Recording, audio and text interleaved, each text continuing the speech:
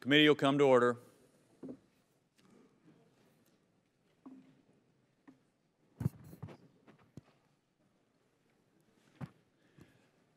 The committee meets today to hear testimony on the administration's National Defense Strategy and Nuclear Posture Review, both of which were recently released. We welcome back the Secretary of Defense and the Vice Chairman of the Joint Chiefs of Staff to discuss these important documents. I cannot count the number of times I have heard members of this committee talk about the importance of having a defense strategy to help guide decisions that we in the executive branch have to make. Now, we have one. It is a component of the broader national security strategy released in December, and it has within it the Nuclear Posture Review, the first of its kind since 2010. A lot has changed since 2010, and both documents come at a critical time. As the National Security Strategy points out, quote, America's military remains the strongest in the world. However, U.S. advantages are shrinking as rival states modernize and build up their conventional and nuclear forces, end quote. There will undoubtedly be criticism of both documents. Some of it will be based on valid shortcomings. Some of it may spring from more ideological differences. Debates about the particulars are fair and to be expected. But it's also fair, I think, to commend the administration for its attempt to bring structure and rationality to our wide-ranging national security efforts in what is surely a dangerous and volatile world. One last point. We must never forget that with any strategy, the heart of our nation's defense, our most valuable asset, remains the people who serve. It is morally wrong to send brave men and women out on missions under any strategy for which they are not fully trained, equipped, and supported with the best that this country can provide. That support should not be conditioned on any other issue. And we can never forget that there is a real human cost to failing to fully support them. Strategy is important, but nothing is more important for Congress than for us to do our job to support the men and women who protect us, fully and unconditionally. Yield to the ranking member. Thank you, Mr. Chairman. And thank you, Secretary Mattis, General Salva. I appreciate you both being here. And I very much appreciate the fact that, as the Chairman said, you've put out the National Security Strategy. That is obviously a crucially important step in figuring out how we put together our budget and how the Department of Defense does its job. And I'll start by agreeing with the last point that the Chairman made. I think it is the most important one, and that is whatever our strategy is, whatever it is that we tell the men and women who serve in our military, this is what we expect you to do. It is our paramount obligation to make sure that we fund that we don't have a situation where we give them so many tasks but not enough resources to train for them. I think we can, that is the definition of a hollow force, when we send them into battle unprepared to do what we told them to do. And unfortunately, due to a lot of the budgetary challenges that we've had in the last 6 or 7 years, that's been happening far too often, because we have lurched from continuing resolution to government shutdown to continuing resolution to sometimes an appropriations deal. It is very difficult for both of you and for your predecessors to plan what you're going to do when you don't know how much money you're going to have from 1 week to the next. I think that is a very significant problem. So I appreciate that the strategy is put together. My biggest concern is, does it match the amount of resources that we are likely to have to fund it? We are $21 trillion in debt and counting. The deficit last year was close to $700 billion, and it's going up, not down. So how do we make this fit? How does this work? And then you look at the broader picture, and we just cut taxes by what is going to amount to $2 trillion. The immediate short-term impact of that is that we are going to hit the debt ceiling sooner than we had expected to, because less revenue is coming into the Treasury. So we'll have to go ahead and do that. So in the face of a $21 trillion debt, $700 billion deficit, and all of the needs that the Chairman outlines, and your strategy lays it out, and I think in this committee certainly we all know the list. It's sort of up on the wall over there, minus Iran and the threat from radical Islamist extremisms. Those are the threats that we face, and how do we meet them? In the face of all of that, we decided to give away $2 trillion. And I could make an argument that in so doing, this Congress made a public policy decision that we were not going to fund defense at the levels that this committee thinks they should. We decided not to fund it, and then, okay, well, there's other places we can get the money. But the president has said he is not going to reform mandatory spending at all. The State of the Union address promised more money than I think I can possibly imagine. And as a side note, I think we ought to ban the State of the Union address. And I say that for Democrats and Republicans alike, because the main thing that it does is it gives the executive a chance to stand up there and promise things that are absolutely, utterly, and completely impossible to deliver. And then the American public comes to expect it and rightfully gets a little bit irritated when magic doesn't make it happen. And again, that's bipartisan. Every State of the Union address I've seen since I've been here, I've walked out of there thinking, we don't have that money. What is he talking about? So we need to make improvements on that, to be sure. And I worry greatly about how this strategy is going to be implemented in the face of our debt and our deficits. And if interest rates go up, I mean, we've been incredibly lucky that we've been able to borrow all this money on the cheap. If interest rates go up to 3%, you can forget about all this stuff. And I don't blame that on the defense budget. I understand it's a piece of it. It's 17% of the budget. But our overall budget picture doesn't add up, and I worry that ultimately that will wind up costing the men and women who serve, costing our ability to give them the training and the equipment they need to carry out the missions that we all hear that we need. Last thing I'd say, and what I want to hear is, as I said, we have the list: China, Russia, North Korea, Iran, violent Islamist extremist groups. How do we confront those threats and protect our country? I just want to make a couple quick comments on that. There is a common thread between all of those threats, and that is a threat to representative democracy, freedom, and capitalism. All of those groups want to make the world safe, I guess, for autocratic dictatorships. Now, each one of them has a slightly different viewpoint on what that dictatorship should look like, but it is a fundamental threat to democracy and representative government. And I think we need to understand it in that context and push back comprehensively to try and create a world that is safe for freedom and democracy, because I think that is incredibly important in keeping a peaceful and prosperous world. And lastly, I am interested in hearing from you. We hear a lot from the military about what you don't have, about where we're not spending enough money, about the threats that we're not meeting. If we're going to get to where we need to go, we need to hear, where can we save money? You know, what part of our national security strategy could we not spend money on? Because if we don't hear places where we can save money, there's no way we're going to have enough money to meet all the places where we're being told that we need it.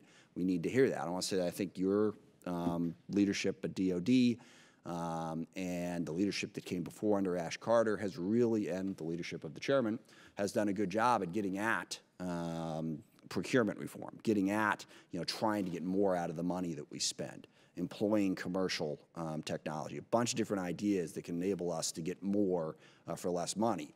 But that is never going to be more important than it is going forward, given the fiscal situation that we are in and given the threat environment that is as described. How do we meet that? So we're going to have to be a lot smarter about how we spend our money, given the situation that we are in. With that, I yield back, and I look forward to your testimony. Committee is pleased to welcome the Secretary of Defense, Honorable James Mattis, and the Vice Chairman of the Joint Chiefs of Staff, General Paul Selva. Gentlemen, thank you for being here. Without objection, your full written statements will be made part of the record. Mr. Secretary, you're recognized for any comments you'd like to make. Well, thank you, Chairman Thornberry, Ranking Member Smith, and distinguished members of the committee. I'm here at your invitation to testify on two subjects: the 2018 National Defense Strategy and the Nuclear Posture Review. And I'm joined by the Vice Chairman of the Joint Chiefs, General Selva. Even in the midst of our ongoing counterterrorism campaigns, my role is to keep the peace for one more year, one more month, one more day, giving Secretary Tillerson and our diplomats time to resolve crises through diplomatic channels. The Department of Defense does this by providing the Commander-in-Chief with military options that ensure our diplomats negotiate from a position of strength. Up front, I need to note 3 days from now I will visit our nation's 1st Security Force Assistance Brigade in Fort Benning, Georgia, as they prepare to deploy to Afghanistan. To advance the security of our nation, these troops are putting themselves in harm's way, in effect signing a blank check payable to the American people with their lives. They do so despite Congress's abrogation of its constitutional responsibility to provide sufficient, stable funding. Our military has been operating under debilitating continuing resolutions for more than 1,000 days during the past decade. These men and women hold the line for America while lacking this most fundamental congressional support, a predictable budget. Congress rightfully mandated this national defense strategy, the first one in a decade, and then shut down the government the day of its release. Today, we are again operating under a disruptive continuing resolution. It is not lost on me that as I testify before you this morning, we are again on the verge of a government shutdown or, at best, another damaging continuing resolution. I regret that without sustained, predictable appropriations, my presence here today wastes your time because no strategy can survive, as you pointed out, Chairman, without the funding necessary to resource it. Yet we all know that America can afford survival. Nations as different as China and Russia have chosen to be strategic competitors. They seek to create a world consistent with their authoritarian models and pursue veto power over other nations' economic, diplomatic, and security decisions. Rogue regimes like North Korea and Iran persist in taking outlaw actions that undermine and threaten regional and global stability. And despite our successes to date against ISIS' physical caliphate, violent extremist organizations continue to sow hatred, incite violence, and murder innocents. Across the globe, democracies are taking notice. We recognize great power competition is once again a reality. We will continue to prosecute the campaign against terrorism by, with, and through our allies. But in our new defense strategy, great power competition, not terrorism, is now the primary focus of U.S. national security. Our military remains capable, but our competitive edge has eroded in every domain of warfare: air, land, sea, cyber, and space. Under frequent continuing resolutions and sequesters budget caps, our advantages continue to shrink. The combination of rapidly changing technology, the negative impact on military readiness resulting from the longest continuous stretch of combat in our nation's history, and insufficient funding have created an overstretched and under-resourced military.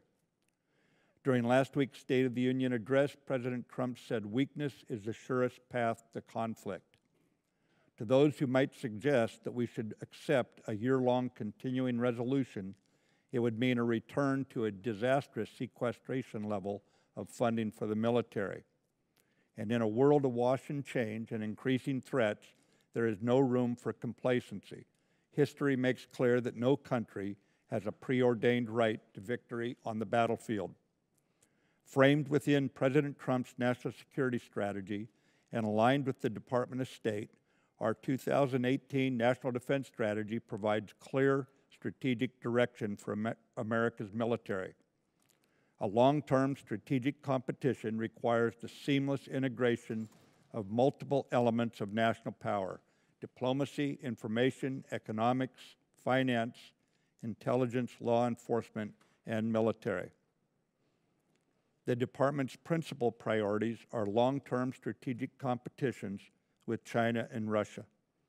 Given the magnitude of the threats they pose to U.S. security and prosperity today, Congress must commit to both an increased and sustained investment in our capabilities. Concurrently, the Department will sustain its efforts to deter and counter rogue regimes such as North Korea and Iran, defeat terrorist threats to the United States, and consolidate our gains in Iraq and Afghanistan while moving to a more resource-sustainable approach.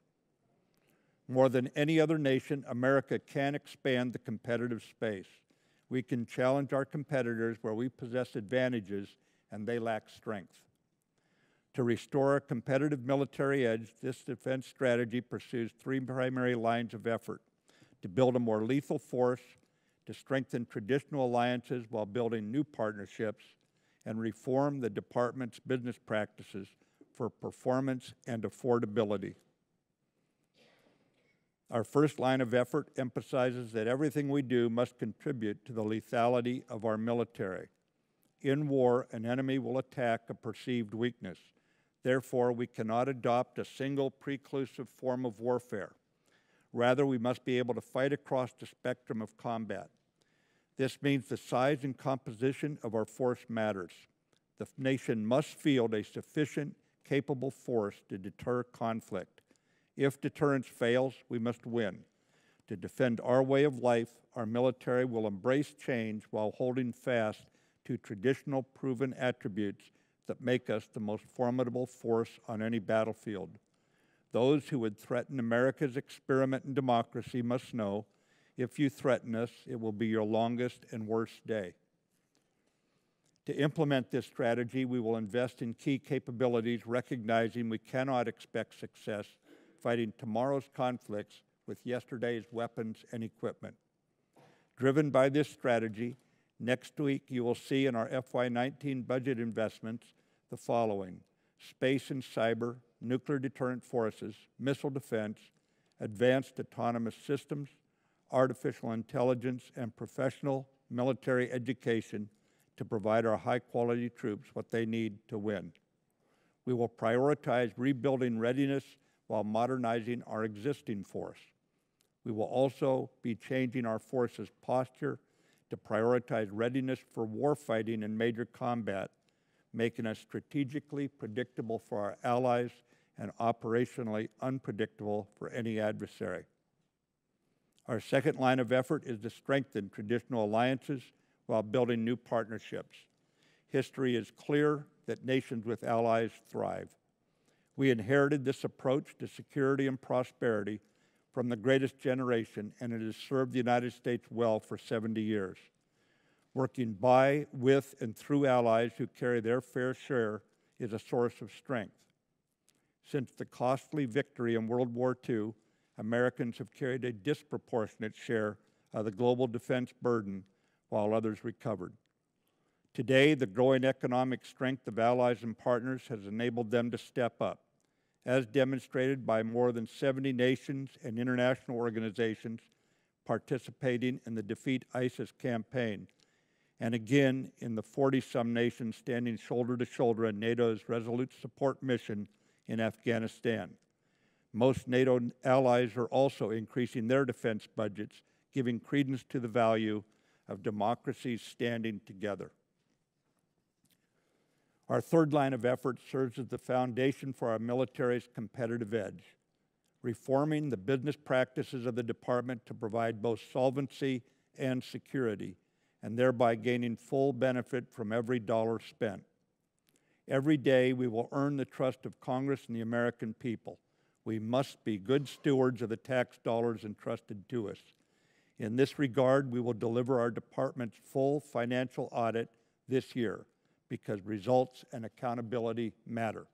The first audit in DoD's history will reveal how we can be better stewards. The department is transitioning to a culture of performance and affordability that operates at the speed of relevance. We will prioritize speed of delivery, continuous adaptation, and frequent modular upgrades.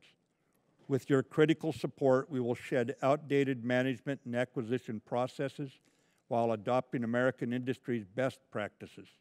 If current structures inhibit our pursuit of lethality, I expect my service secretaries and defense agency heads to consolidate, eliminate, and restructure to achieve the mission. One of the key elements of the 2018 National Defense Strategy is to ensure America's military provides a safe, secure, and effective nuclear deterrent. Last January, President Trump directed a nuclear posture review to ensure the United States nuclear deterrent is modern, robust, flexible, resilient, ready, and appropriately tailored to deter 21st century threats and reassure allies. I recently received a letter from senators concerned that the 2018 Nuclear Posture Review would undermine decades of U.S. leadership on efforts to reduce and eventually eliminate the existential threat posed by nuclear weapons. To the contrary, the 2018 Nuclear Posture Review reaffirms the mutually reinforcing role of nuclear deterrence in a complex and dynamic security environment, while underscoring continued U.S. commitment to non-proliferation, to counter nuclear terrorism, and to arms control. Specifically, the review reflects the Department of Defense's strategic priority to maintain a safe and effective nuclear deterrent that will successfully deter nuclear and non-nuclear strategic attacks, assure our allies and partners, respond effectively should deterrence fail, and hedge against future uncertainties and dangers. The United States remains committed to its global leadership role to reduce the number of nuclear weapons and to fulfill existing treaty and arms control obligations, leadership that has reduced our nuclear weapons stockpile by over 85% from its Cold War high. Yet we must recognize that deterrence and arms control can only be achieved with a credible capability. A review of the global nuclear situation is sobering. While Russia has reduced only the number of its accountable strategic nuclear force as agreed upon in the New START Treaty, at the same time, Russia has been modernizing these weapons as well as other nuclear systems. Moscow advocates a theory of nuclear escalation for military conflict. China, too, is modernizing and expanding its already considerable nuclear forces, pursuing entirely new nuclear capabilities. It is also modernizing its conventional military to challenge U.S. military superiority. Despite universal condemnation in the United Nations, North Korea's nuclear provocations threaten regional and global peace, and Iran's nuclear ambitions remain an unresolved concern. Globally, nuclear terrorism remains a tangible threat. As Senator McCain said last week, since the end of the Cold War, we have let our nuclear capabilities atrophy under the false belief that the era of great power competition was over.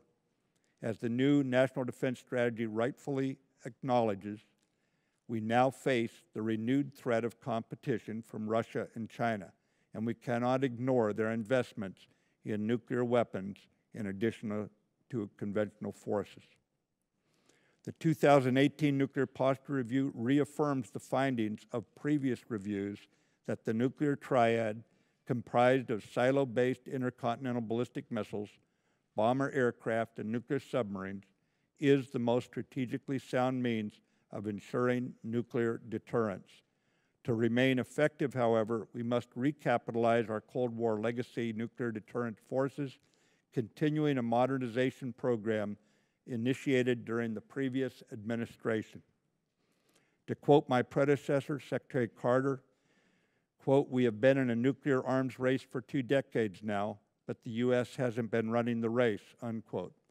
And as you can see demonstrated in this chart over here in the corner of the room, that gives credence to my predecessor's observation, the nuclear delivery system development over the last 8 years shows numerous advances by Russia, by China, and by North Korea versus the near absence of such activity by the United States, with competitors and adversaries developing 34 new systems in that time as compared to only 1 for the U.S., the F-35 aircraft. Nuclear deterrence will continue to play a critical role in preventing nuclear attack and large-scale conventional warfare between nuclear-armed states for the foreseeable future. U.S. nuclear weapons assure and defend our allies against conventional and nuclear threats, furthering our non-proliferation goals and increasing global security. The National Defense Strategy and the Nuclear Posture Review align with the President's national security strategy, guiding all of our efforts. As I said earlier, no strategy can survive without the necessary stable, predictable funding. Failure to modernize our military risks leaving us with a force that could dominate the last war, but be irrelevant to tomorrow's security. We need Congress to lift the defense spending caps and support the budget for our military of $700 billion for this fiscal year and $716 billion for next fiscal year. Let me be clear, as hard as the last 16 years of war have been on our military, no enemy in the field has done as much to harm the readiness of the U.S. military than the combined impact of the Budget Control Act's defense spending caps, worsened by operating for 10 of the last 11 years under continuing resolutions of varied and unpredictable duration. The Budget Control Act was purposely designed to be so injurious that it would force Congress to pass necessary budgets. It was never intended to be the solution. For too long, we have asked our military to carry on stoically with a success at any cost attitude. Our troops work tirelessly to accomplish every mission with increasingly inadequate and misaligned resources simply because Congress has not maintained regular order. The fact that our volunteer military has performed so well is a credit to their dedication and professionalism. We expect the men and women of our military to be faithful in their service, even when going in harm's way. We must also remain faithful to them. Chairman, as you said in January, if Congress does not come together to find a way to fund this strategy, Secretary Mattis must explicitly inform Congress and the American people of the consequences of failure. The consequences of not providing a budget are clear. Even though we are protecting ongoing operations from continuing resolution disruptions, each increment of funding in support of our partners in Afghanistan, Iraq, and Syria requires a 15-day congressional notification. My commanders in the field write to me for help in getting timely and predictable funds for their efforts as they work to execute our strategy against the enemy in the field. Additionally, should we stumble into a year-long continuing resolution, your military will not be able to provide pay for our troops by the end of the fiscal year. We will not recruit the 15,000 Army soldiers and 4,000 Air Force airmen required to fill critical manning shortfalls. We will not maintain our ships at sea with the proper balance between operations and time in port for maintenance. We will ground aircraft due to a lack of maintenance and spare parts. We will deplete the ammunition, training, and manpower required to deter war and delay contracts for vital acquisition programs necessary to modernize the force.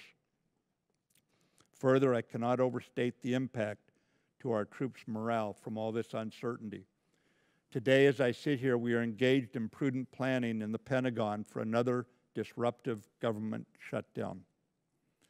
You know that I cannot care more about our country's defense than this Congress, for it is Congress alone which has the constitutional authority to raise and support armies and to provide and maintain a Navy.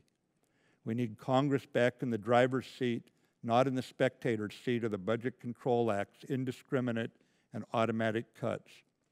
I know that in time of a major war, Congress will provide our military with all it needs. But money at the time of crisis fails to deter war. And you know we would be at that point to have no time to prepare, as it takes months and years to produce the munitions, the training, and readiness required to fight well. To carry out the strategy you rightly directed we develop, we need you to pass a budget now.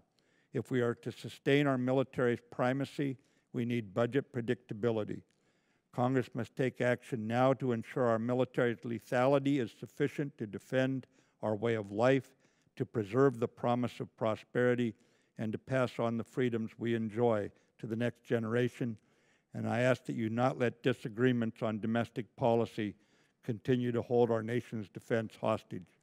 General Selva will now discuss the military dimensions of the 2018 National Defense Strategy and our nuclear posture review. Thank you. General Silva. Thank you, Mr. Chairman. Ranking Member Smith and distinguished members of the committee, thank you for the opportunity to join Secretary Mattis to brief on the National Defense Strategy and the Nuclear Posture Review. General Dunford and I, along with the Joint Chiefs of Staff, fully support the strategies outlined in the National Defense Strategy and in the Nuclear Posture Review. Both documents are the product of significant consultation and collaboration between members of the Joint Staff and the OSD staff. The National Defense Strategy provides detailed defense policy guidance for military strategy, planning, and operations. Therefore, the Chairman's 2016 Classified National Military Strategy will require an update to maintain complete consistency with the National Defense Strategy and the President's National Security Strategy released in December.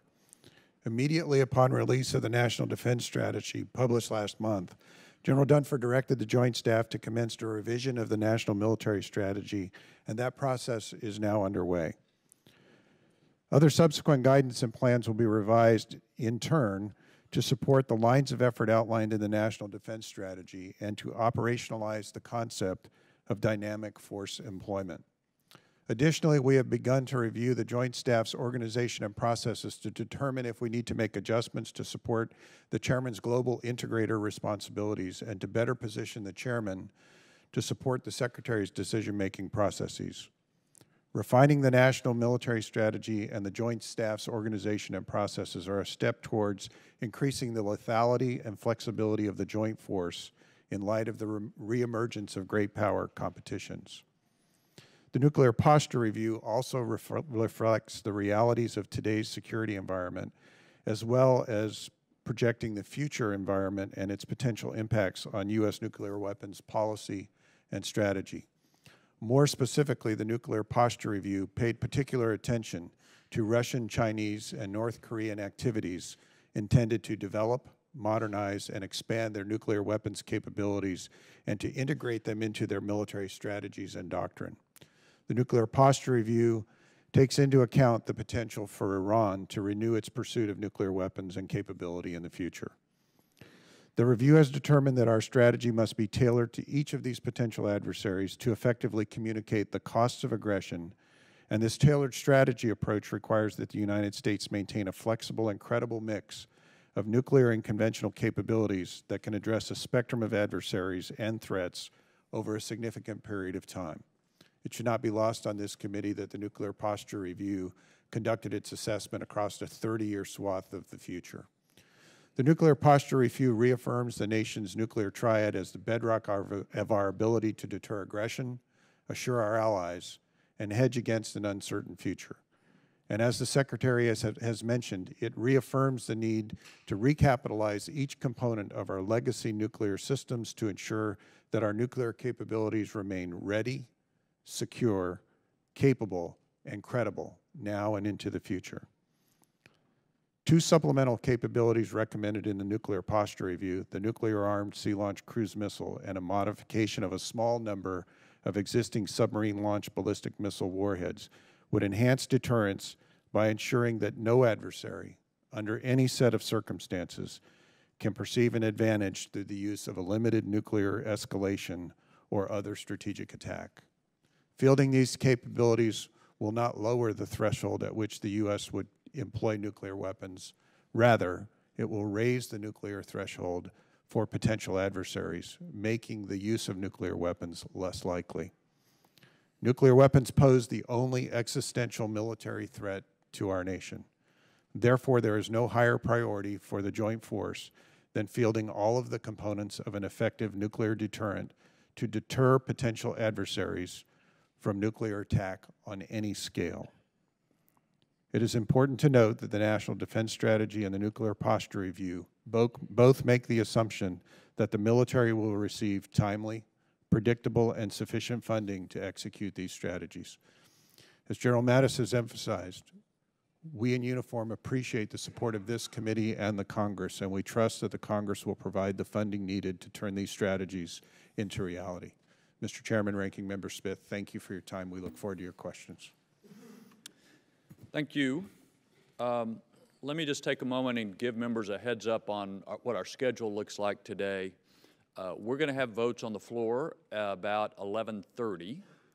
The Secretary and General Selva were gracious to move the start time of this hearing up to 9:30 to try to give us more time to get in questions before the votes. But we're still not going to have time to get to everybody. So we're going to do the best we can until we have votes. We're going to break and go to the floor, and then we will reconvene after votes in a closed classified session so that we can get further details about the national security strategy. Now, the Secretary still has to be over in the Senate later today, so But I think that's the best combination of things to give us the most useful information in both public and in a classified session. Ms. Secretary, I was sitting here thinking that I believe the statement you just gave is the clearest, most direct, bluntest statement I've heard from any administration witness about the importance of Congress doing its job in a way that Mr. Smith and I both talked about in our opening statements.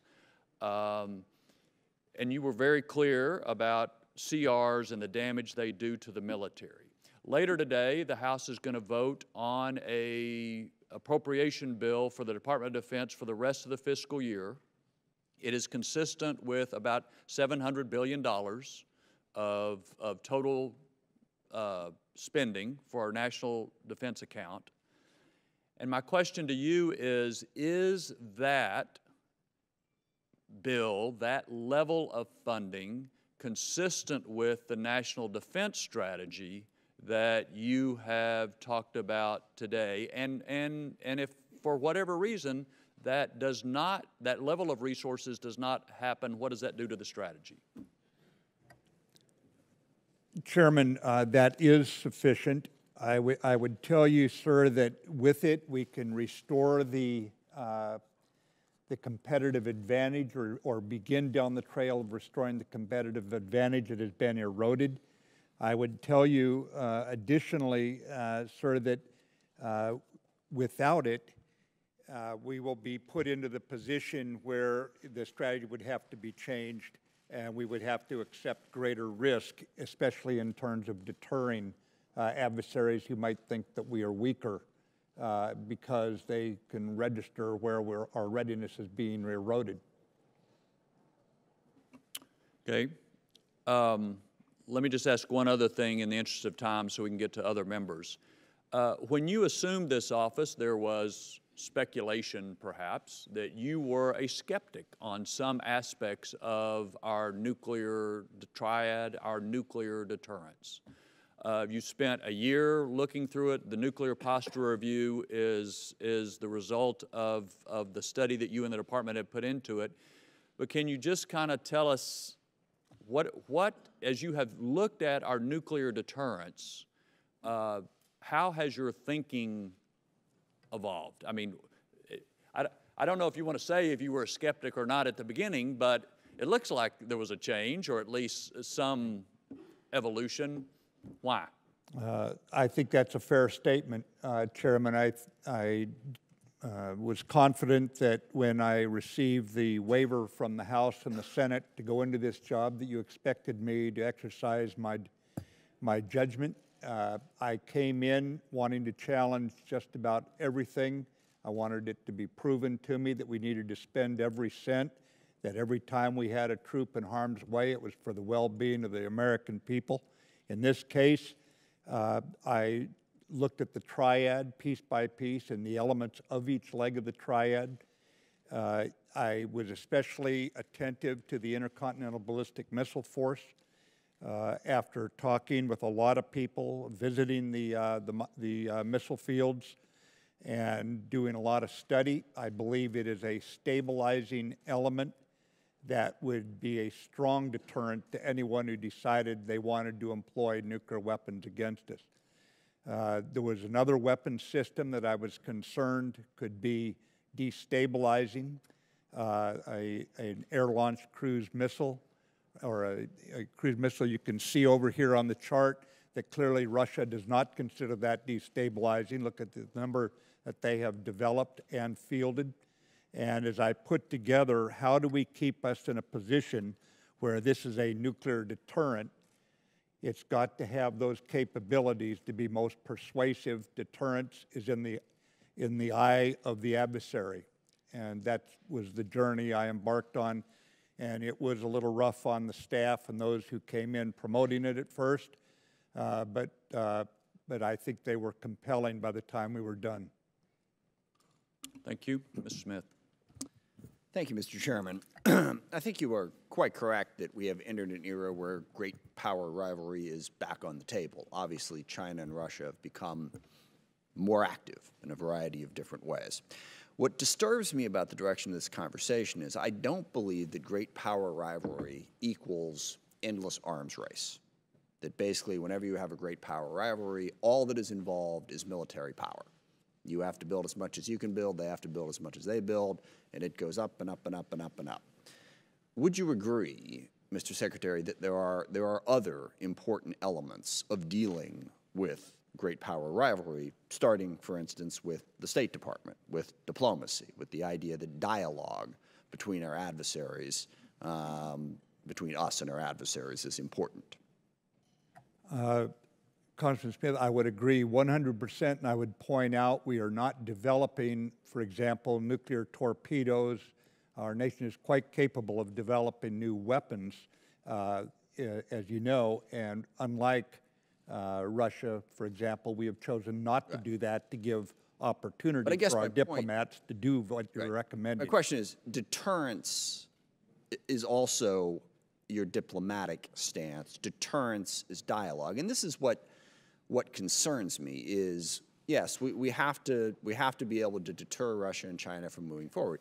But part of the way you deter them, and particularly in the nuclear arena, is to have a dialogue, to do what Ronald Reagan did with Gorbachev and with others, and not just arms reduction, but at least have an open discussion so that you don't miscalculate. I mean, a lot of what we're building into here is we're assuming that the Russians, gosh, if we don't have low-yield nuclear weapons, then the Russians will think that they can get away with a low-yield nuclear strike. Part of the way that you make sure that they don't think that is you let them know. You have a dialogue. And I'm very concerned right now that we don't have much in the way of a dialogue with Russia or China. We did get something in the DOD bill that we passed this year that would mandate that happening, but we mandate a lot of things that the executive branch doesn't do. So we need to do that. But on the larger point, essentially what we're presented with, what the chairman has presented us with is we have to cut taxes massively, of course. So we've done that. And then we have to fund defense. So when you go back through those numbers that I mentioned on a $21 trillion debt and $700 billion deficit that is growing, now we're going to have a massive increase in defense. We had the massive tax cut. You are going to gut everything else. And let's forget for the moment our infrastructure, education, things that are, I think, also important to actually having a just and prosperous society. Defense is important without question. But if you gut everything else, you create problems. And let's just focus on security. If we pass this budget that the Republicans want to put before us today, the State Department will continue to be destroyed. As we all know, career diplomats are leaving. There have been massive cuts in their budget, and now we are proposing no budget for the State Department. We'll give them a CR. We're not going to pay any attention to that whatsoever. And it becomes a self-fulfilling prophecy, okay? How do we know we have to build massive weapons to deter Russia and China? Well, we're not talking to them, so we have to presume the worst. We're going to give up on diplomacy and simply focus on having as many weapons as is humanly possible to make sure that they're deterred. Dialogue is incredibly important to deterrence, and not just dialogue with Russia and China. We need allies. Look, if we are in a great power rivalry in this world with both Russia and China, given our massive debt and China's economic might, that's going to be a tough hill to climb. I mean, we could build a military, trillion-dollar military, and it's going to be hard to match all of that. We need allies. We need friends. And there are a lot of possibilities. India, Vietnam, South Korea, Japan. We still don't even have an ambassador to South Korea. But we are degrading diplomacy at an incredibly rapid level. We are also degrading development, which I think is an important part of it. This is part of how we talk about, all that stuff in the charter there that China is doing. One of the biggest things China is doing is they're spending a ton of money all across the world to try to curry favor with countries and also build their own economic might. Now, they're doing it in an incredibly crass and terrible way because they don't care what the government does. They're not going to pull money out of a country because of a human rights violation. They don't care. They're doing it. We're pulling back. Again, this budget that is being proposed guts development. And then let's just talk about the Department of Homeland Security. Passingly important, I would hope, for our national security. It is part of the non-defense discretionary budget. It, too, will be gutted by this approach. We'll just leave it in the wind in the CR because defense takes priority, we do nothing else. The Justice Department has played an enormous role in stopping terrorist attacks and also, bringing to justice those who have committed them. It too gets gutted by this budget. So I always bristle a little bit when I hear the, how can we hold defense hostage to domestic political priorities, as if those domestic political priorities were some kind of luxury that, we just engage in for fun and enjoyment and aren't really important. All of those things are important. The State Department is really important. In fact, I don't think it was you, but I think it was your predecessor or someone who said, I think it was you, said, if you're going to cut the State Department, you better give me 5 more divisions, okay? Because that's what I'm going to need to defend this country. It was either you or General Dunford. I apologize. So to sit here and say, we're going to stand up, spend all this money on defense because it would just be wrong to prioritize other things is patently absurd and insulting. Defense is incredibly important. It's not the only thing that's important in keeping the peace. This is more speech than a question, but I think it's important. You got to agree, there are other things that are important than keeping the peace. And if we do what is being proposed today, we say to those other things, they don't matter. Department of Homeland Security doesn't matter. Department of Justice doesn't matter. State Department doesn't matter. None of that matters. Doesn't that make your job vastly more difficult? That was a question.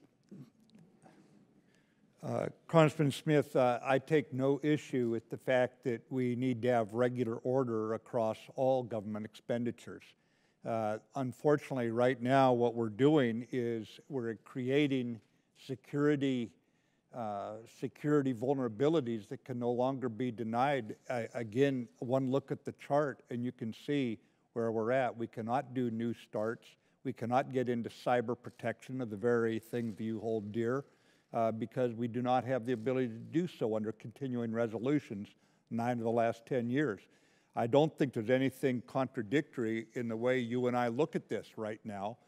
Secretary Tillerson and I have a very close working relationship. Our military operations are wrapped firmly inside our foreign policy, and the President has directed Secretary Tillerson and I to find ways to engage on non-proliferation and arms control. Right now, we have constant communication with the Russians on what I would call operational matters, counterterrorism, for example, North Korea. But some of these are on pretty big issues. But I agree that we need more communication with Russia, with China, along the level of, I would almost call it philosophical engagement, as well as operational matters. And I don't think there's anything at all ill-advised about making certain the protection of the country is put foremost so the country can do all the other things that you were referring to. I guess foremost is okay. Only, exclusively, while ignoring everything else, not okay. And that's what we're about to do this afternoon. So the only contradictory thing is to completely ignore the rest of the budget, massively cut taxes and fund defense, and act like you've provided for security for the country. A lot of other people got to get in. I made my point. I appreciate you answering the question. I yield back. Just for the record, I hope we get a complete budget agreement, and we do it this week for all aspects of the government. We can do that, and we should. Mr. Jones. Thank you, Mr. Chairman. I want to talk about the graveyard of empires. I think that's what they say about Afghanistan and the history of Afghanistan. Mr. Secretary, a few headlines from the last 2 weeks. Kabul attacks cloud U.S.-Afghan strategy. Why are we still shedding our soldiers' blood for pedophiles?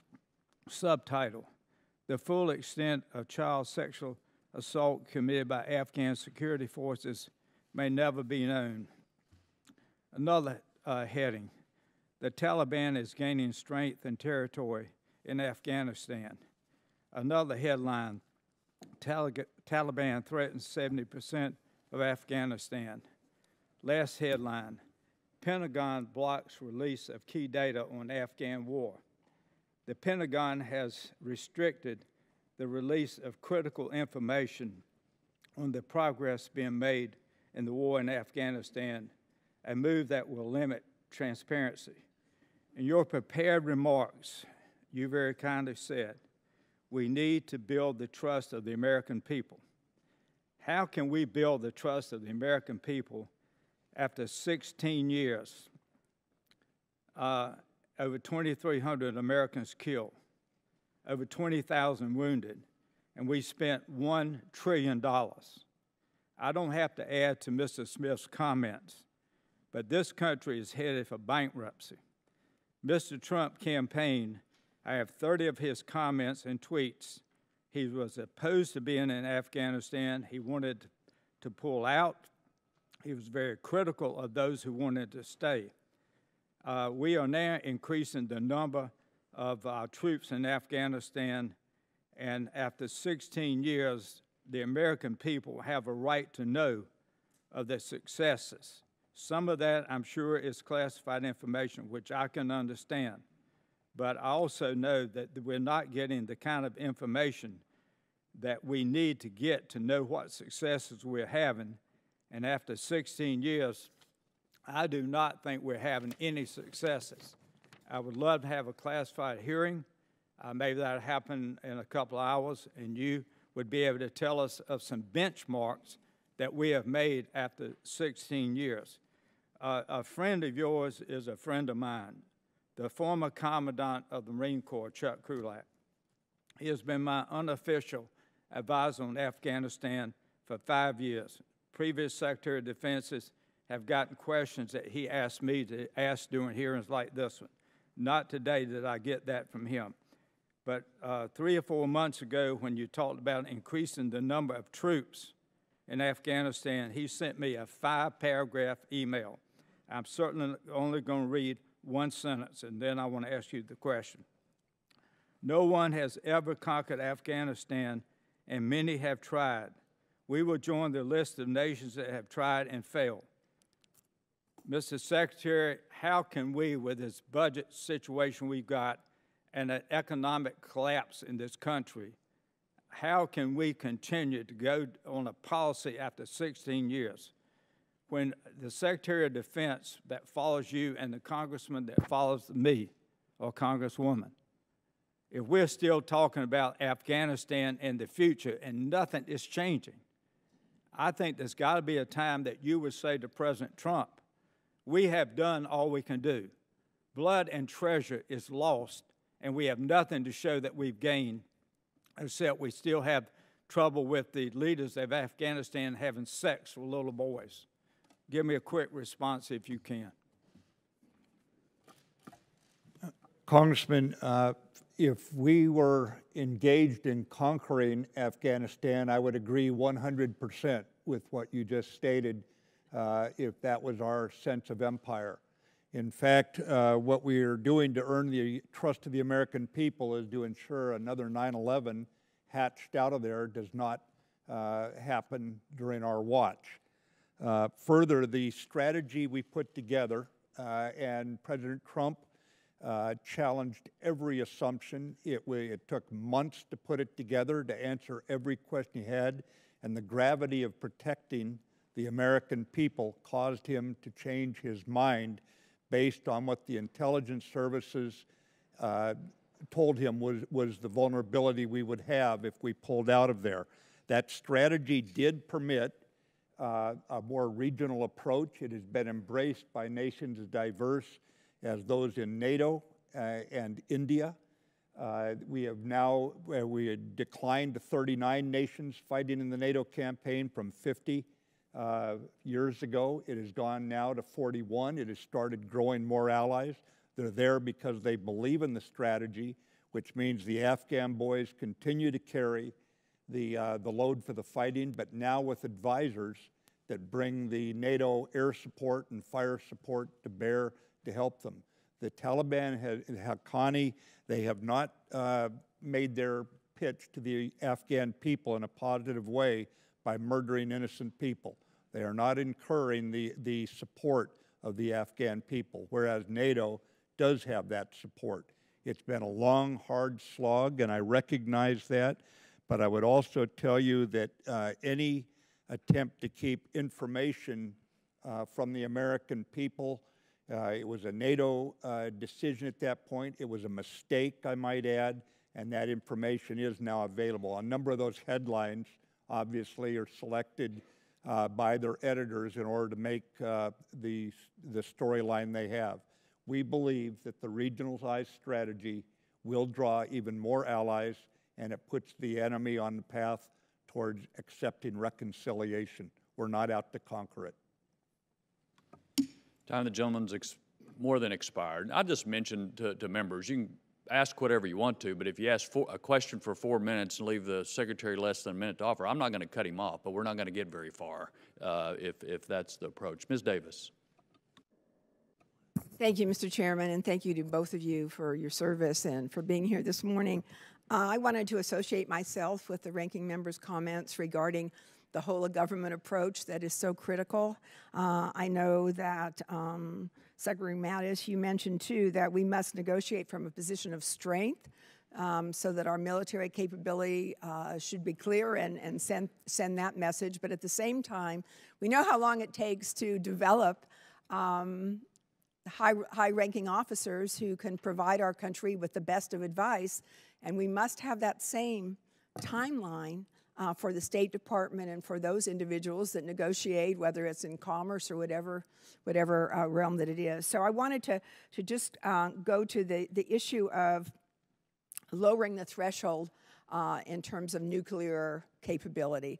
And there is a question whether or not the nuclear posture review is clear on what it considers to be lowering the threshold versus some of the comments that I think General Selva made, that it is possible to modernize nuclear capability and at the same time lower that threshold as it's perceived by our adversaries. Can you speak to that more? Because I think we're all concerned about the Russian doctrine of escalating to de-escalate. Where are we, and how can we make that clear, I think, to the American people? I think part of it can be addressed through the continuity of our nuclear deterrent, and again, I never say nuclear deterrent strategy and how we manage it and how we talk about it. And if you look at the 2010 nuclear posture review, in which it said we would only use nuclear weapons in extreme circumstances, I would refer to 2018, where we say in the most extreme circumstances would we use those weapons. You see the continuity between two different administrations, two different political parties for the president. And in regards to the lower yield weapon, is to make certain that no one thinks that they could use a low yield weapon and put us in a position where we could only respond with a high-yield weapon with the supposition that maybe we would not. And we can say, well, we know we would, but what matters in deterrence is what does the adversary think? And in this regard, deterrence is dynamic, and we must recognize that today's deterrent must keep pace with the thinking of today's adversaries or competitors. Could you respond, sir, though, to the belief that a nuclear weapon is a nuclear weapon, that no matter what that size may be, it would still signal that we're using a nuclear weapon and perhaps even changing the rules of the game? Mm-hmm.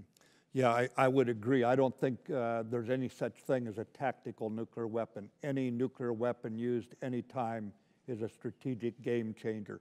That said, we don't want someone else to miscalculate and think because they're going to use a low-yield weapon that somehow we would confront what Dr. Kissinger calls surrender or suicide. That we do not want even an inch of daylight to appear in how we look at the nuclear deterrent. It is a nuclear deterrent and must be considered credible. Thank you. General Selva as well. I mean, looking at that nuclear modernization, the cost, $700 billion, $1.5 trillion, is that something that, given the whole scope of what's needed in terms of our defense budget, that makes sense today? My response is yes, it does make sense. It makes sense in the context that we're talking across about a 40-year time span, the cost of about $700 million to modernize the three legs of the triad, to make available to future Secretaries of Defense and Commanders-in-Chief a credible, secure, reliable nuclear triad that allows those individuals 20 or 30 years into the future to be able to tailor strategic responses as well as support the possibility of negotiating away entire types and classes of weapons. That process will have to continue over a long time span. The arsenal and weapons that we have today are ready, secure, and credible, but they must be modernized over the span of time to keep those options available to our commanders-in-chief. Thank you. Thank you, Mr. Chairman. Thank you. Mr. Wilson. And Secretary Mattis, General Selva, thank you so much for your service and being here today. I especially appreciate what you're doing as a veteran myself, but particularly as a grateful dad. I've had 4 sons and a nephew serve overseas in Iraq, Afghanistan, Egypt, Army, Navy, Air Force. And so I'm just very, very grateful for your service and your leadership. It's so reassuring as a military parent. Secretary Mattis, your Nuclear Posture Review, NPR, recommends that the U.S. develop 2 supplemental nuclear capabilities. First, a low-yield submarine-launched ballistic missile, SLBM, and second, a sea-launched cruise missile. Why are these needed for deterrence and assurance? And following on that, some are arguing that they lower the threshold for the U.S. to use nuclear weapons. Do you believe that the addition of these capabilities to the U.S. nuclear arsenal is an increase or decrease the likelihood of a nuclear war? And in another angle, why should we need a low-yield SLBM when we already have a low-yield nuclear gravity bomb? Are these capabilities redundant? Congressman, I don't believe it lowers the threshold at all. What it does, it makes very clear that we have a deterrent. If the Russians choose to carry out what some of their doctrine people have promoted, their political leaders have promoted, which would be to employ a low-yield nuclear weapon in a conventional fight in order to escalate, to de-escalate. In other words, to escalate to victory and then de-escalate. We want to make certain they recognize that we can respond in kind. We don't have to go with a high-yield weapon, thus the deterrent effort stays primary. It is not to in any way lower the threshold to use nuclear weapons. On the sea-launched cruise missile, as you know, we have an ongoing issue with Russia's violation of the INF. I want to make certain that our negotiators have something to negotiate with, that we want Russia back into compliance. We do not want to forego the INF, but at the same time, we have options if Russia continues to go down this path. So the idea is, once again, to keep our negotiators negotiating from a position of strength.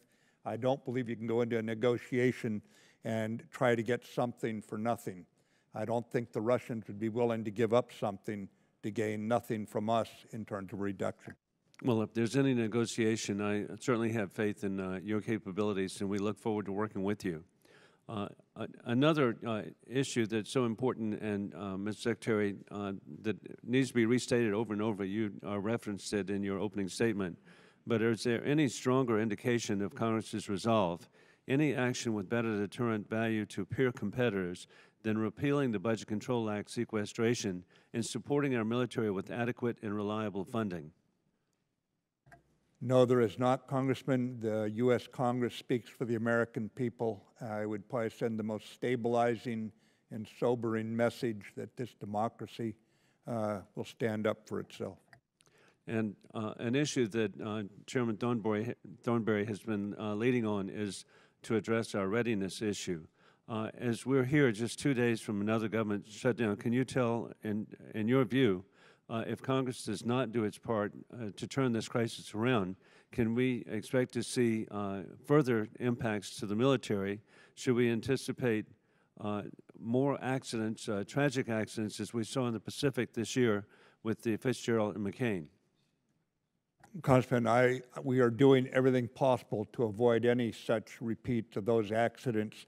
However, there are a number of areas where when time is lost, if you have pilots who are not taking in their flying time now 5 years from now, when they're majors or they're lieutenant colonels, they will not have the level of expertise we would expect because they did not get the opportunity that they lost during continuing resolutions or during budget shutdowns, governmental shutdowns. It impacts us. And so it's not like we maintain even the status quo if we go into one of these kind of situations yet again. We actually lose ground, and I can go on for a number of examples in all the forces. Thank both of you for your service. Mr. Langeman. Thank you, Mr. Chairman, Mr. Secretary, and General Selva, thank you for your service and for your testimony here today. I also want to associate myself with the comments of the ranking member when it comes to taking a whole-of-government approach to funding our national security priorities as well. But I want to turn to another aspect of a security challenge that faces our country today. Mr. Secretary, it's an accepted fact that our planet's climate is changing. You acknowledge this yourself to our committee, and you've shown leadership in this regard, submitting at your confirmation hearing that you will, and I quote, ensure that the Department continues to be prepared to conduct operations today and in the future, and that we are prepared to address the effects of a changing climate on our threat assessments, resources, and readiness. And I want to commend you for those statements. However, both the President's national security strategy and the Department's national defense strategy fail to note climate change as a threat. I'm perplexed by that, and certainly ask why was that omitted. But as these changes occur, how will you ensure the Department is prepared to respond? What steps will the Department take to mitigate the challenges of a changing land and seascape to ensure America's mission resiliency and assurance?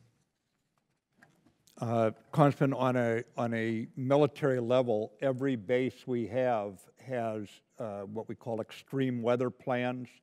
We acknowledge any kind of environmental impacts from the weather, whether it be drainage systems or whatever we need in order to keep that base operating, whether it be airfields, seaports, marshaling bases for deployment, that sort of thing. This is a normal part of what the military does, and under any strategy, it is part and parcel. Well, I still find it perplexing that it was left out of the national defense strategy. General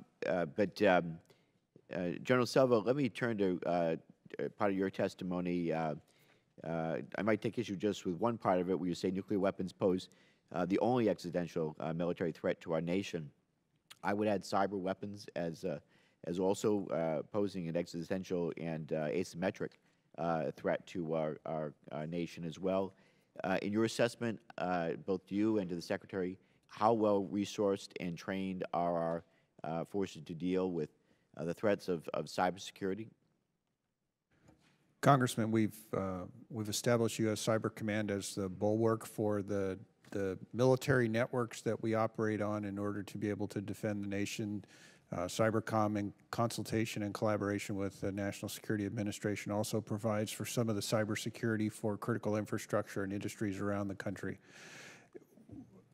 My point in saying that nuclear weapons represent the only military existential threat is because they would be used uniquely for military purposes to threaten us and cause us to capitulate or surrender in the face of a military threat. There's no question that cyber is an asymmetric capability, and this nation has vulnerabilities both in critical infrastructure as well as civilian infrastructure, and we will continue to do the work of normalizing our ability to defend those and provide the kinds of advice we can through the National Security Agency as well as Department of Justice and Department of Homeland Security to defend those networks.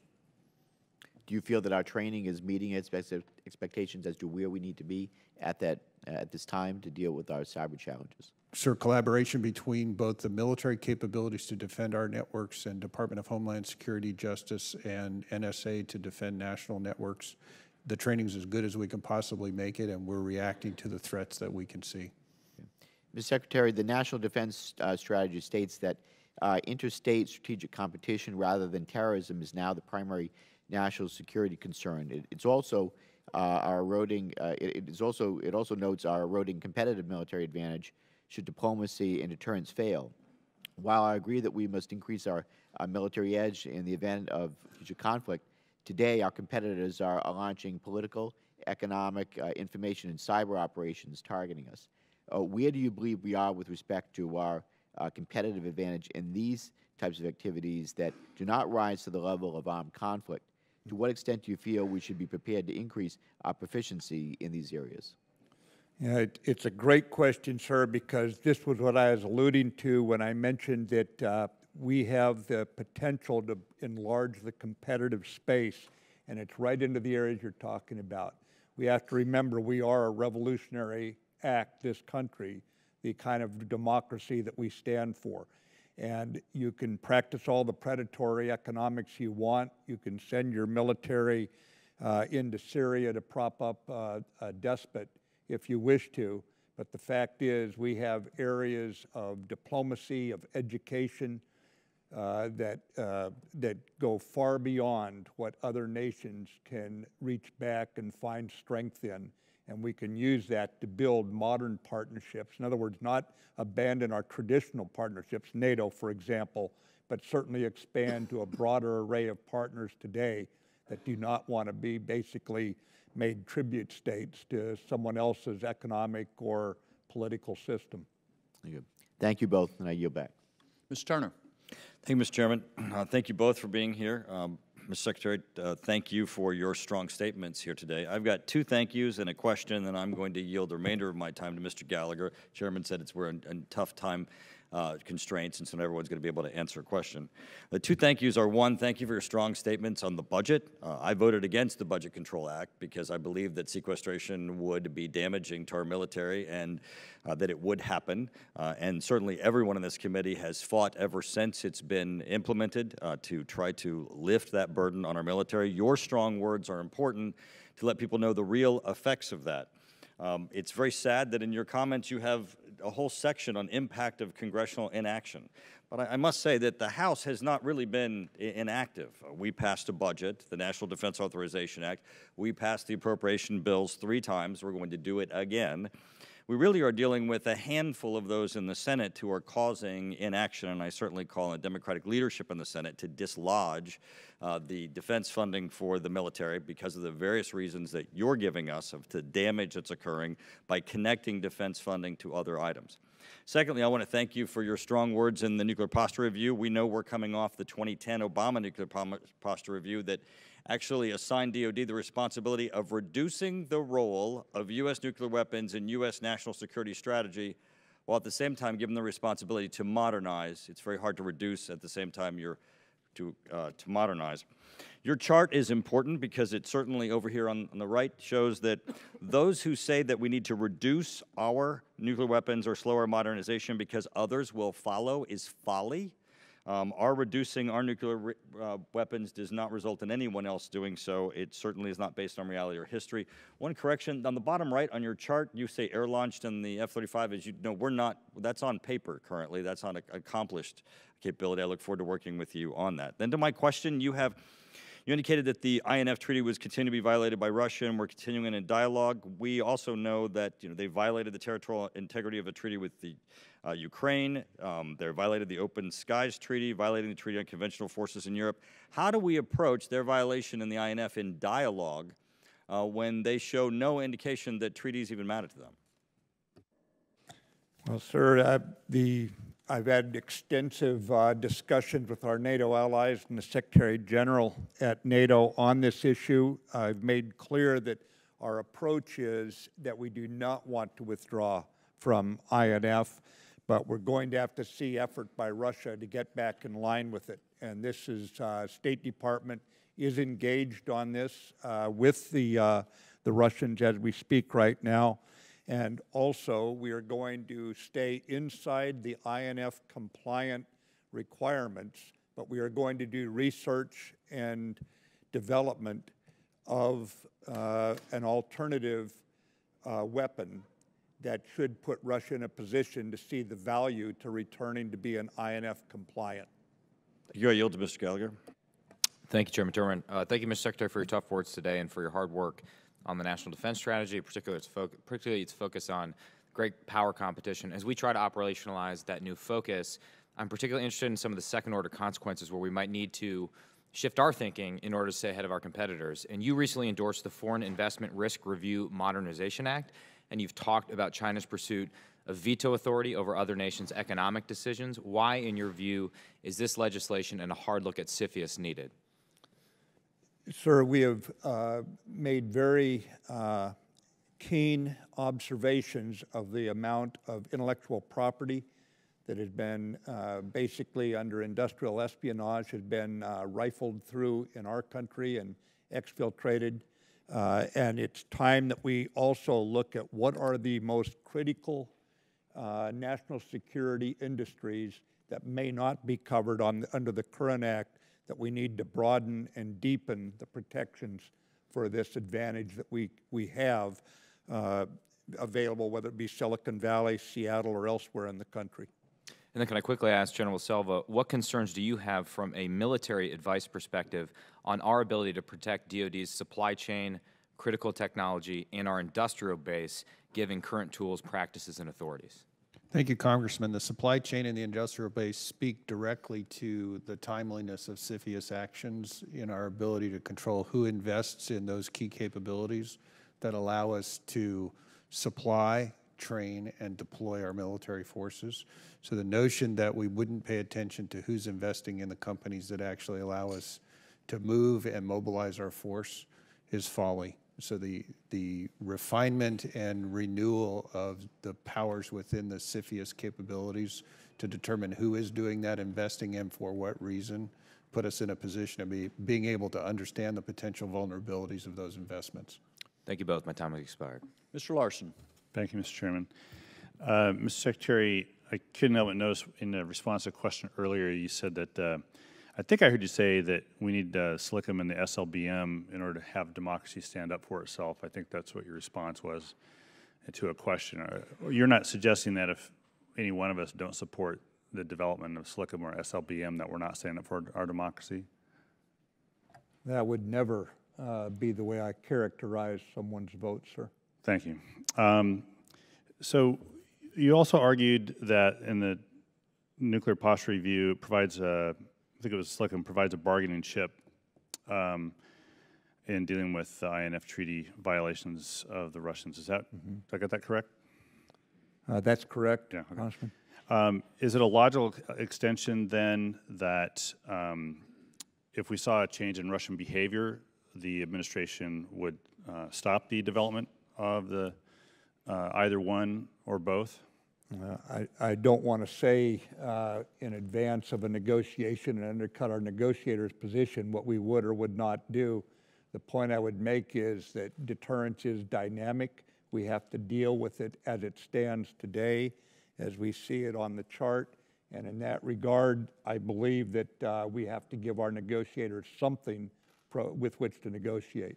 Do you have any indication there would be a change in Russian behavior with the development of either one of these? I can only tell you that we go into this with capabilities to make certain the Russians understand that we have a capability, in a deterrent capability, and it's based on not just the two nations, but the broader deterrent portfolio as well. Sure. Does the U.S. currently have the ability to deliver a non-strategic nuclear weapon, a nuclear response without this investment? Do you have the ability, I'm sorry, do you have the ability to deliver that without this investment? Are you referring to a sea-launched cruise missile? No, I'm talking about the delivery of a non-strategic nuclear response.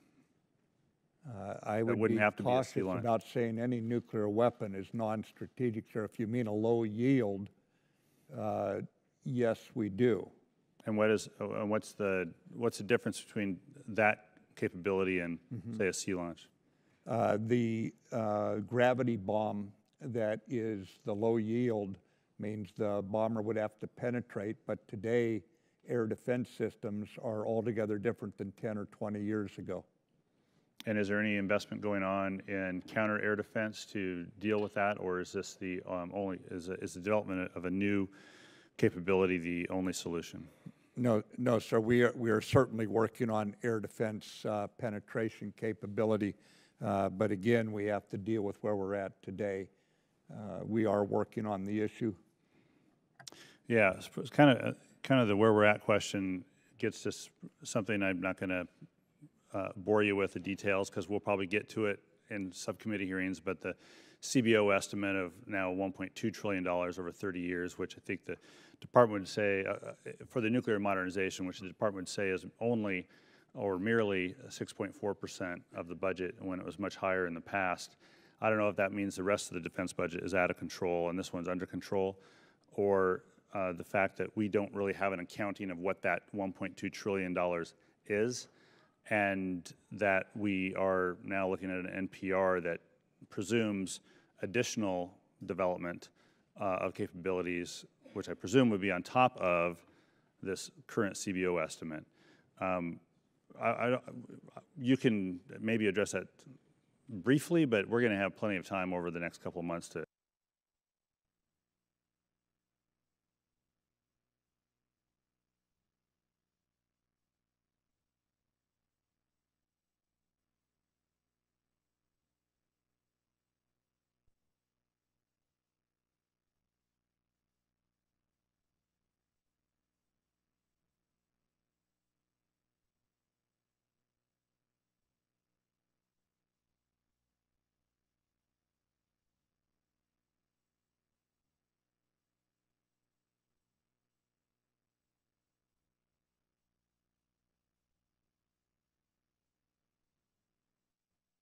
Then work against me.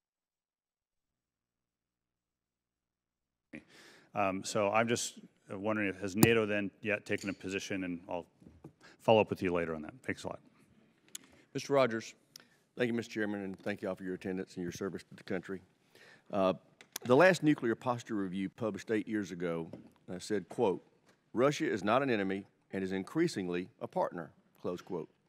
At that time, there were many of us on this committee who didn't believe that statement, and we certainly don't today. Russia continues to brazenly violate the INF Treaty, continues to conduct dangerous nuclear exercises directed against the United States, NATO allies, and regional partners, and continues a military occupation of sovereign Ukrainian territory. Finally, China clearly demands recognition as a regional gatekeeper and a global influence. With that backdrop, Secretary Mattis, how would you characterize the changes we've seen in global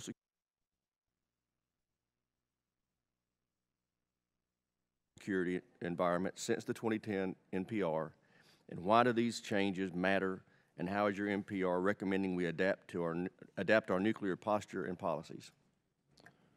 Yes, sir. I believe what we've seen is that Russia and China, as you point out, Ukraine, to mucking around in our elections in the case of democratic elections in the case of Russia, to China's militarization of features in the South China Sea. We have seen them choose to become strategic competitors with us, vice what at one time we had hoped would be some level of partnership. Do you believe that the 6 or 7% of our defense budget that we are devoting to the nuclear enterprise is an adequate level of spending to fund our nation's #1 priority defense mission? I do believe it is, and I would point out that it's around 3.5% for many years, climbing to 6.5, 6.7 at its top percentage about 2029, we believe, and at that point it would go into a more measured maintenance of what we have built, the Columbia class, the B-21, this sort of thing, Congressman. Okay, thank you. With that, I yield back. Ms. Bardillo. Thank you, Mr. Chairman, Mr. Secretary, and General Selva. Thank you for your testimony. Mr. Secretary, in the National Defense Strategy, you noted that we are a resilient joint force in regards to our forward deployed forces. I am concerned regarding the U.S. Navy's ability to remain resilient during conflict with a peer adversary, specifically with depot-level ship repair capability in the Pacific. Now, in the Fleet Comprehensive Review, the Navy identified capacity issues at the ship repair facility in Yokosuka, Japan. The FY 2018 NDAA, Section 1047, requires the Secretary of the Navy to submit a report on the ship depot maintenance capability in the Western Pacific. It further requires the Secretary of Defense to certify to Congressional Defense Committees whether or not the current ship depot maintenance capability and capacity, including dry docks in the Western Pacific, are sufficient to meet both peacetime and contingency requirements. So, my question is, where is the department in terms of meeting these requirements, and how are you going about determining if there is sufficient capability and capacity? Congresswoman, where we're at right now is we're examining the sufficiency of it in terms of just raw capacity, the anticipated need if we go into conflict, and the distribution over a number of locations for obvious reasons. So right now, we are still in the assessment. We obviously know what we have right now, but whether it is sufficient for the future is where we are concentrating the study. And I'll make certain that Secretary of the Navy follows up on this as we get more mature in our output. Thank you, Mr. Secretary. The next question I have is that the people of Guam are proud to host the continued bomber presence and one leg of the nuclear triad with the recent addition of the B-2 and B-52 bombers. Considering the bomber presence and as the westernmost territory of the United States, Guam holds vital strategic bases, and I'm happy to see the department place a THAAD system to aid in its defense. However, in your strategy, you call for investment on layered missile defense from North Korean threats. Considering our strategic importance, is Guam adequately defended from theater missile threats, and how do you intend to bolster these defense systems in the future? Well, we will continue bolstering them to keep pace with the threat out of North Korea. As you know, besides the THAAD system, ma'am, we also keep the Aegis, the ballistic missile defense U.S. Navy warship in the waters out there, and we can always reinforce that. We also have several of those ships in Japanese waters right now, and they can move back and forth to include coverage of Guam in the mobile way that comes to our Navy. But we are looking at all the systems to include Aegis ashore as we look toward the future protection of our Pacific area. Well, thank you, Mr. Secretary. I think we've talked about this. Just keep Guam in a secure position and keep all the bombers and everything else you have there for a while anyway. And I thank you again, and I yield back, Mr. Chairman. Votes have come early. We don't have time to get 2 more members in. So as soon as votes are completed on the floor, we will come back and be in classified session up in 2212. At this point, the open hearing is adjourned.